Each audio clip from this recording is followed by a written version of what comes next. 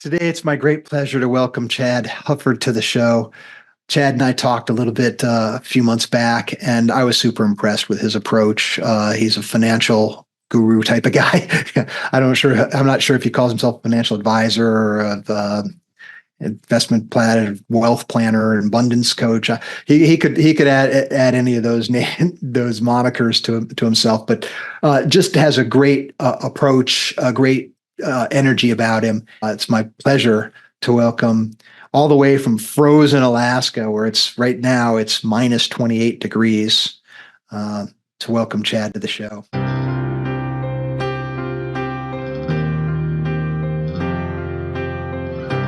Welcome to the Eye of Power podcast. I'm your host, Tom Dardick. But this podcast is not about me. It's about you and your power. It's time to claim yours.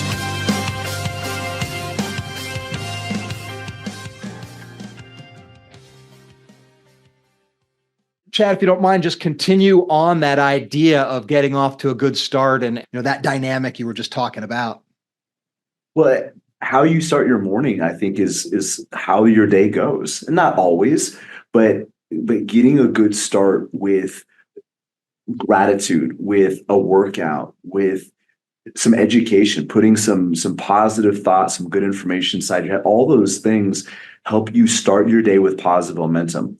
Too often people start their day with negative momentum. They pick up their phone, they look at all the horrible things that happened while they were sleeping. They check Instagram or Facebook and they compare their lives to others. They compare what they don't have with what others do have. And it's hard to have a great day when you started off on the wrong foot. And I just think a great life is built by great days, and great days start with good mornings. So you talk about the hard right versus the easy wrong. My understanding is you take that towards the idea of making sure that we're creating abundance in our life, right? But I think it's related to what we're talking about here, because it's easy to wake up.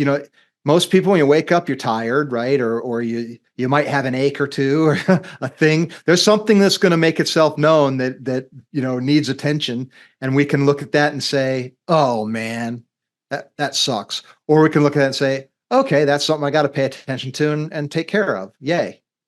And it's the same thing. It's just our reaction to it, right? And absolutely. And I think a lot of us start the day with kind of a defeatist mentality. And just think of the snooze button. It's so insignificant, it seems. But when you hit the snooze button, you start your day by giving in. You're already giving in to temptation. You're choosing the easy path of staying in a nice warm bed for a few more minutes. Is that 7 or 8 minutes of sleep going to actually help you feel more rested? Absolutely not. It's probably not even sleep. If it is, it's terrible quality.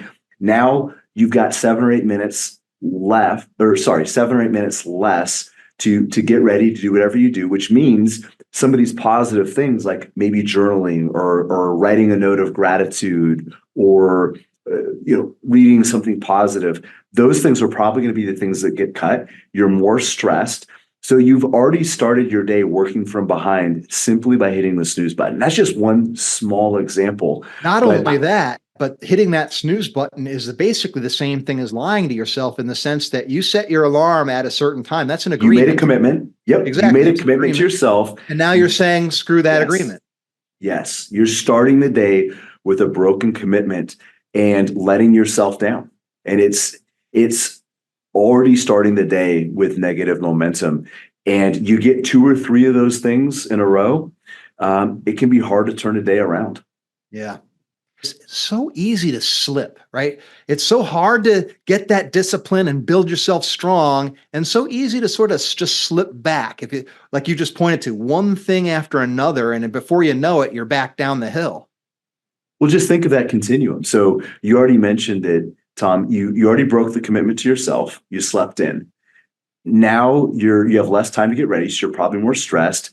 Maybe you snap at your kids, you snap at your spouse, or you're speeding on the way to work, eating breakfast in the car instead of having a nice leisurely breakfast at home. There's actually science that shows you get less nutrition from your food eating it under a stressful condition. So your food is less healthy eating it in the car than eating it at home at the breakfast table, the exact same meal. So Wow. you have more stress, you have potentially more frustration, and you're setting yourself up for failure. And again, we're just talking about a morning routine, like something so simple, but it carries over to everyday life where it's so easy to choose the path of least resistance, and we're hardwired to do that. And I think, to your point, Tom, it's choosing in advance that we're going to do the right thing and not the easy thing.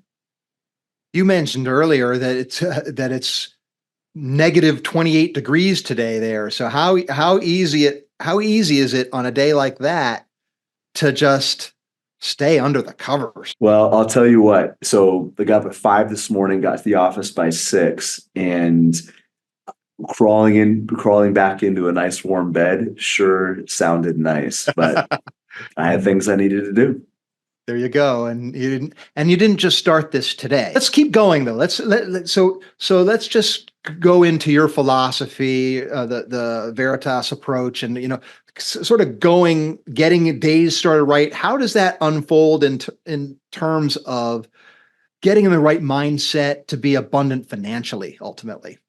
Well, and you said it earlier, like abundance is a mindset more than anything else. So I've met with people who are very, very wealthy, who still live in scarcity. They're stressed out about money. Now that they have money, they're just worried about losing it. They have more to worry about, more to stress about. So abundance really is a mindset. And that's what's so important about gratitude is gratitude focuses our attention not on what we want, but on what we already have. It heightens our awareness of the blessings that are already in our life. So that's a really big part of having an abundant life, is not getting more, it's appreciating more. That being said, we want to still build wealth, and we want to build financial independence, financial freedom, and it's going to take sacrifices. It's going to take a lot of hard decisions, and they're not exciting. They're not sexy. It doesn't happen overnight. Building wealth is a long, slow, sometimes even drudgerous process. So we do have to stay in a positive mindset, being appreciative for what we have. And it's kind of this little bit of a dichotomy, Tom, because we want to be content, but still striving forward, still pushing forward, and appreciate what we have while we are trying to be a good steward of what we're building towards. But it's this idea of consistency and patience and discipline that I don't care if you're building wealth, you're building a business, you're building a podcast, you're building a relationship. It's those same disciplines. And when we talk about creating financial freedom for somebody, it's a decades-long process. It doesn't happen overnight. And it's being willing to swim upstream. It's going against the grain of society.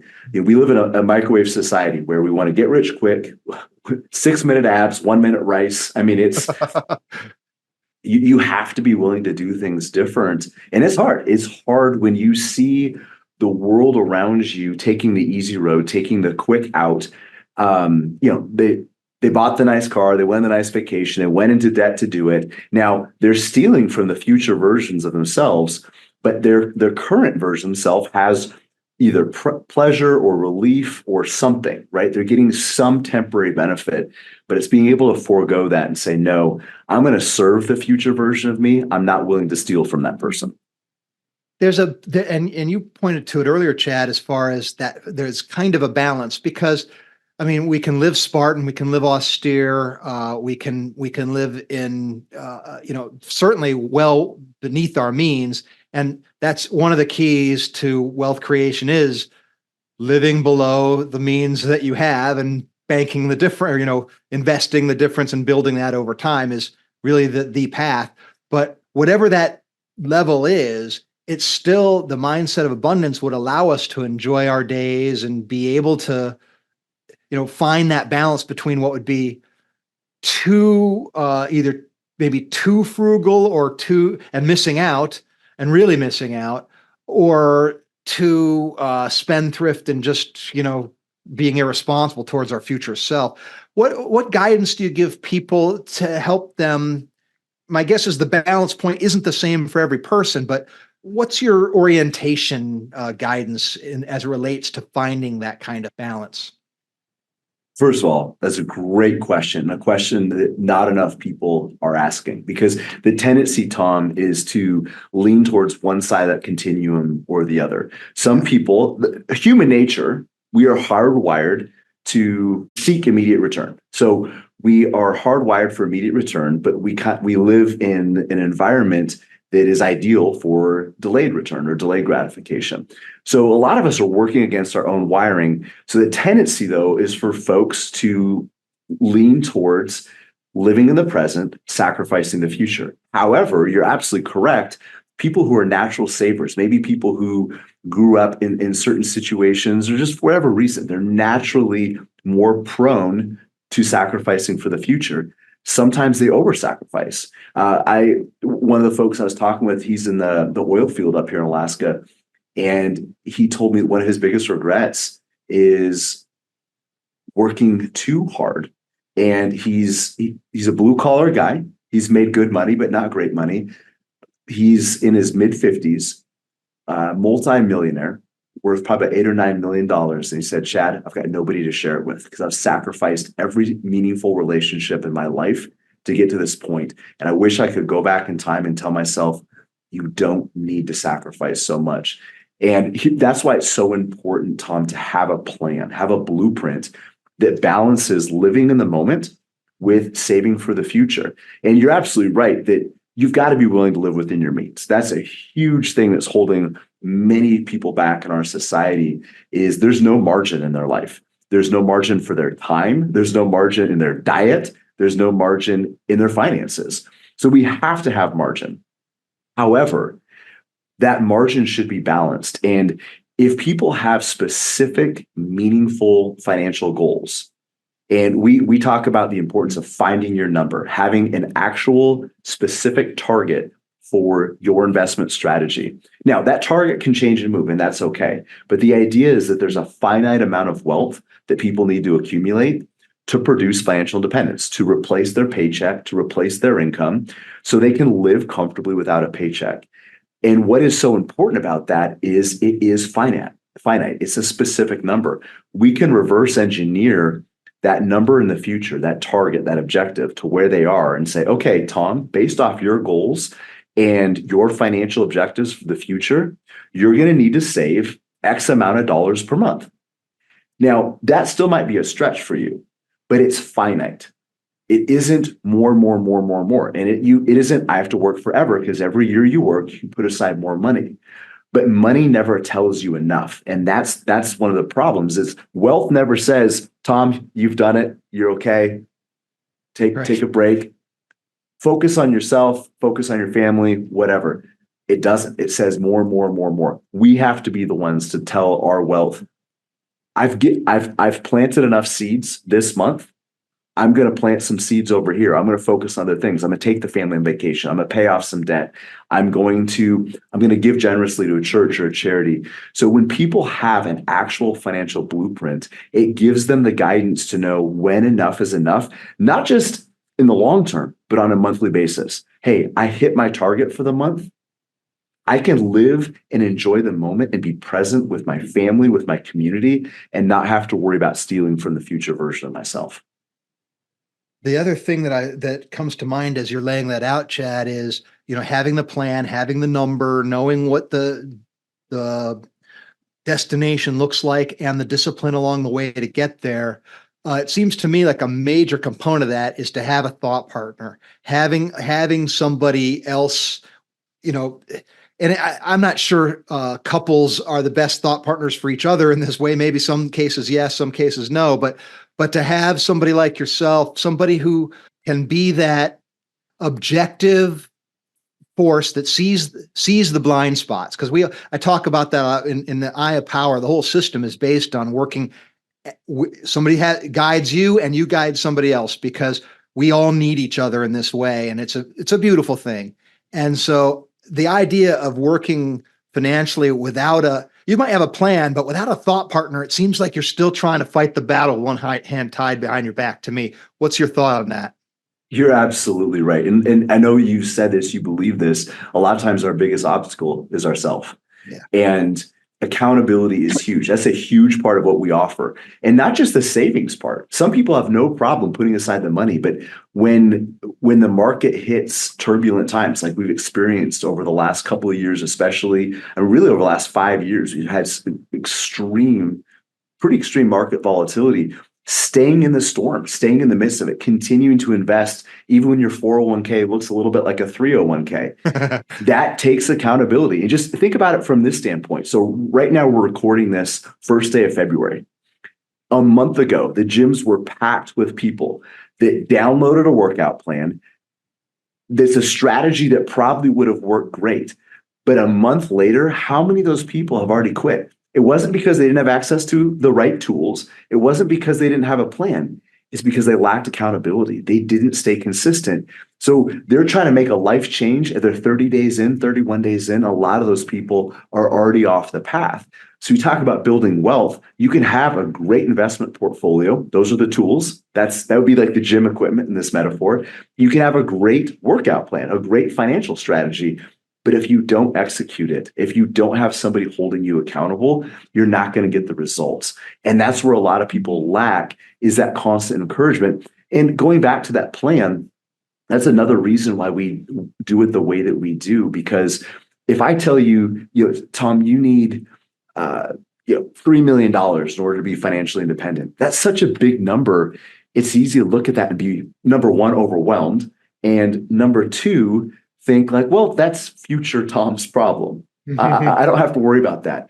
But when you take that and say, well, in order to hit that number, based on what you've saved towards retirement, you need to save an additional $400 a month or something like that. Whatever. Whatever it is.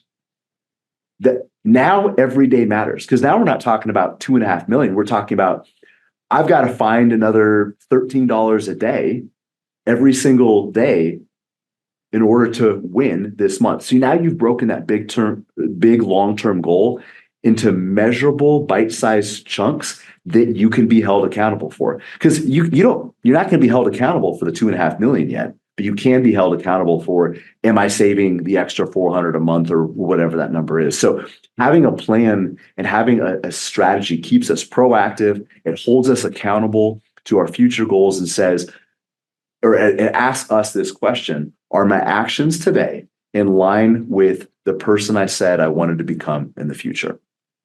The note I just put down here that you inspired was, in personal and professional development, we talk a lot about the concept of our identity and our self picture. And so you just said it there, that we really are planning on something pretty deep. It's not just money. It's really, who am I as a person? Am I the kind of person that has to be dependent, or has to suffer, or has to be without? Or am I the kind of person that's been able to manifest the power in the world, the force in the world that allows me to write my own story according to my terms? And that's a choice that I think a lot of people think they don't have this choice, but I don't know that there's anybody that doesn't. I love it, Tom. I love it. So one of the phrases that I wrote recently to close out a book I just finished was, are you willing to get into the driver's seat of your own life? Yeah. To take responsibility, to take ownership. Maybe you're in a situation, circumstance that isn't your fault, but it's absolutely your responsibility to fix it. And people need to take ownership. I just got off the phone just before I got on this recording with a dear client we work with, a great family man, had a horrible accident at work. His company is not treating him well. And what happened is not his fault. And I told him, can't use his name, you might be listening to this, but I told him, I said, we have to take the responsibility to fix this, because your company is not. He might have to retire 5 years early because of this accident. Wow. So it's a huge change, and it's not his fault, but it is his responsibility. So he's taking ownership of the situation. And that's just one example. And unfortunately, in finances, a lot of people point to things that they can't control.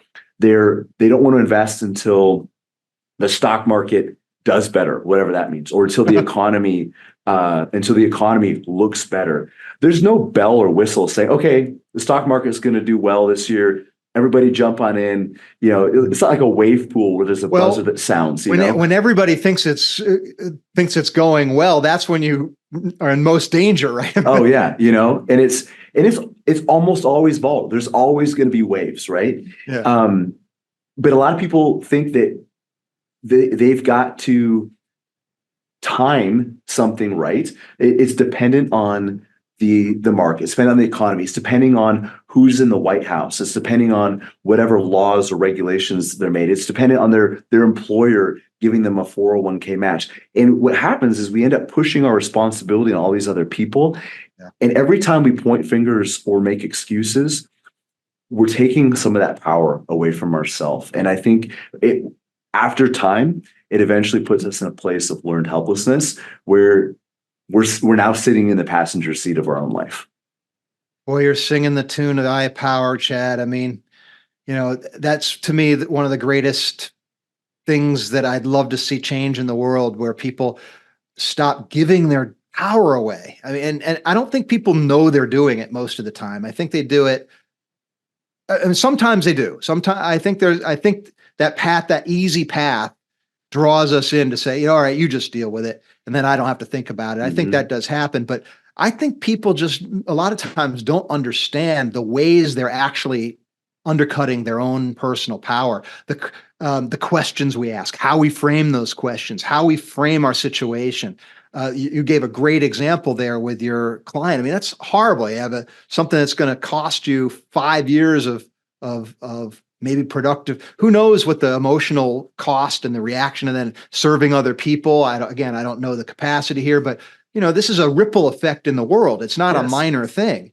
And when we say, oh, woe is me, or aren't those people bad, or whatever it might be that's going in the direction of lower power, that has ripple effects too.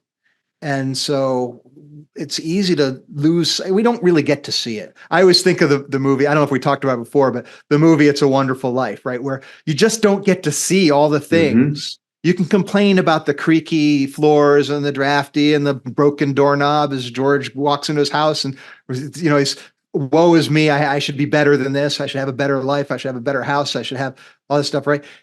And then only when he sees what is really true, if he wasn't in the picture, does he say, wow, what gifts, all these things that I just put a negative on, that's really a true gift.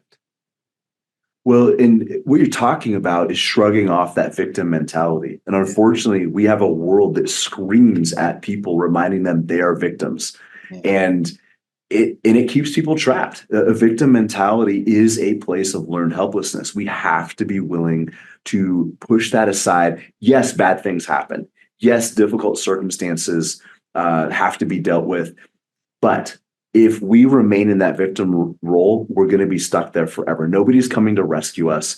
We have to be willing to take some of that responsibility. And I also think, Tom, you're right. It's usually not a conscious decision that, okay, I'm going to be a victim, or I am going to shirk responsibility. It's like a river running alongside a bank, and it takes a little bit away at a time, and you don't notice it day to day, but pretty soon your agency has been eroded by years and years and years of not taking responsibility. And just like that river, it slowly eats away at that riverbank. And I think a lot of people are sitting there looking at their life, and they've allowed that river, and I'm making up this metaphor, but that river of victimization has slowly eroded away at their ability to act on their own life. Well, I think it might even be worse than that, because I think things tend to spiral, right? So one thing feeds on another. So we go in one direction towards power, things feed on another, and we rise. The other direction's true too. We fall, and so you get into these negative or positive feedback loops. So, for anybody listening, make sure that you get on positive feedback loops in your life and stop the negative feedback loops, which you can do, right? It starts with what we were talking about earlier about the gratitude, right? Starting off with a gratitude journal where you just take inventory of how the glass is half full, at It's least half full. we talked about starting your day off, right? It's about momentum. So whether it's building financial freedom, whether it's building a better body, build a better life, it's a momentum thing. And we have to be willing to put in that extra effort. It's like pushing a car, right? If you got a car from a dead stop, you have to put so much effort just to get it to budge. Once you get it to budge, it doesn't take as much effort to keep it rolling. Now, it still takes intentionality, it still takes discipline and effort, but it takes a ton of energy just to get it to start moving. If people are trying to make a change in their life, getting on a budget, maxing out a 401k, those new habits, is going to take a lot of intentionality, a lot of effort to get those habits started. But once you create that positive momentum, it's a lot easier to keep it going. So I just encourage people, if they're trying to make that change, it's going to be hard. Yes, embrace that, but it's not that hard forever. As you build momentum, it doesn't feel like there's quite as much effort and energy going into keeping yourself in that right direction. Well, that seems like a really nice structure for our conversation. We started off with that Yes. that gratitude and the rituals that get us off to a positive, um, I'll just call it a positive spiral, starting off the days in the right format, and you're setting yourself up for success. And not only setting yourself for success, because you don't know what arrows are coming your way during the day, Sure. but the more you're resonating with your own personal power, the more resilient you are, the more able you are to respond. So you have more responsibility because you have the ability to respond. So it just picks you up. Incorporating that over a plan that's lasting years and decades, be it financial or whatever aspect of life we're invested in and measuring. It is the little things, and I think that we've sort of laid out a nice way for people to think about these kinds of decisions. And is there anything else you might add that you're thinking about that might just sort of make sure we don't miss something that's pertinent to how we've laid that out, Chad? Well, you're talking about consistency in the small things that maybe as a standalone don't seem to be such a big deal. Putting an extra $500 towards your mortgage this month isn't going to change your life. You do that every month, you're going to be debt free a heck of a lot faster. Putting an extra couple $100 a paycheck into your 401k isn't going to change your life today. And in fact, it's going to feel like a sacrifice in the moment. But that can build huge rewards in the future if you stay consistent. Going to the gym, getting up early, eating more broccoli, all those little things, they don't seem to be super significant. But when you add those up over time, it makes a huge difference. And I think just to kind of sum some of this up, it's about agency. The choices you make, your habits, your behaviors. That's what we're talking habits. Those are the little choices, the little things you do every day. That matters. The decisions that you make, the behaviors that you accept for yourself, those will be the biggest determining factors in the trajectory of your life. And I hope that's empowering for people to hear that. It might be feel like I'm calling them out, but I want that to be encouraging that what you do is the ultimate ingredient to your success or failure. So we have to be careful. We have to be willing to be consistent in the small things, because what builds success in any area of life, health, finances, business, is doing consistently what most people only do on occasion. That consistency really is a strength of character, right? It's a discipline. Yes. It's a commitment to an ideal. It grabs a lot of the virtues that really we need to be to reach the pinnacle in any endeavor that we try, that we put ourselves to. So, yes, sir. So I think that's a great way to wrap it up. Chad, it's been an absolute blast talking to you. You have such a great, calming, assured strength to yourself, and your clients, I'm sure, value you to come alongside as a thought partner.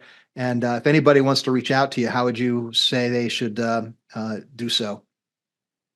Our website, probably the best place to start. It's veritasalaska.com. We were founded here in Alaska. We have folks who work with all of the United States, but it's veritasalaska.com. You can find us at veritas.alaska on Instagram. And if people have questions, comments, they can shoot an email to ask@veritasalaska.com, and we're happy to respond and give people some answers. Awesome. Thanks so much, Chad. Very much appreciate you. Tom, it's been a pleasure. It's a great conversation. I appreciate your questions, wonderful questions. And this is great information, and I hope it's encouraging to your audience. Thanks so much, Chad. My pleasure. Thank you. All right. Chad, thanks so much. It's been my fantastic, absolute wonderful pleasure to talk with you again, to share what we did. I thought our conversation had a great symmetry to it.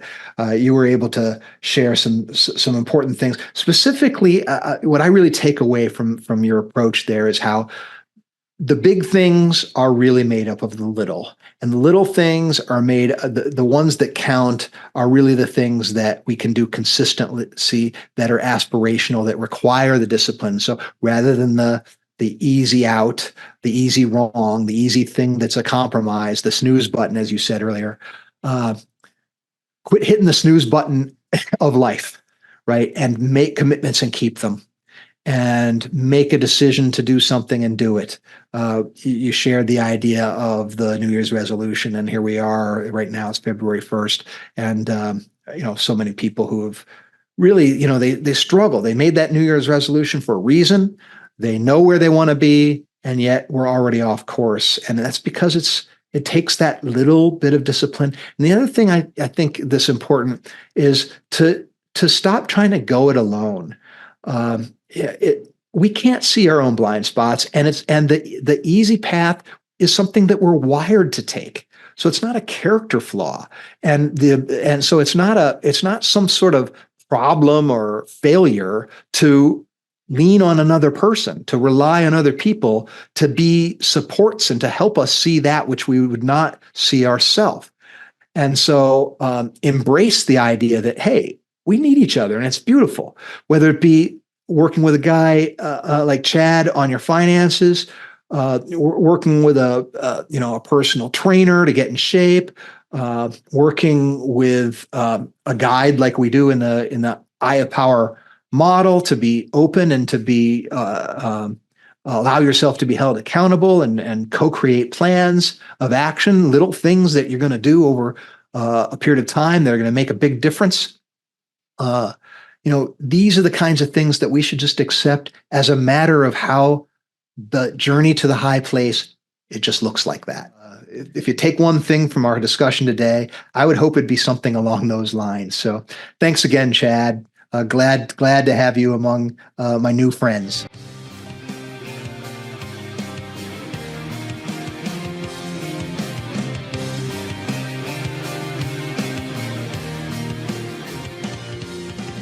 This has been the Eye of Power podcast with Tom Dardick. I'd like to thank you for listening. I'd also like to thank my brother, Scott Dardick, for the music and his music production. If you'd like to reach me, simply email Tom at dardickcommunications.com.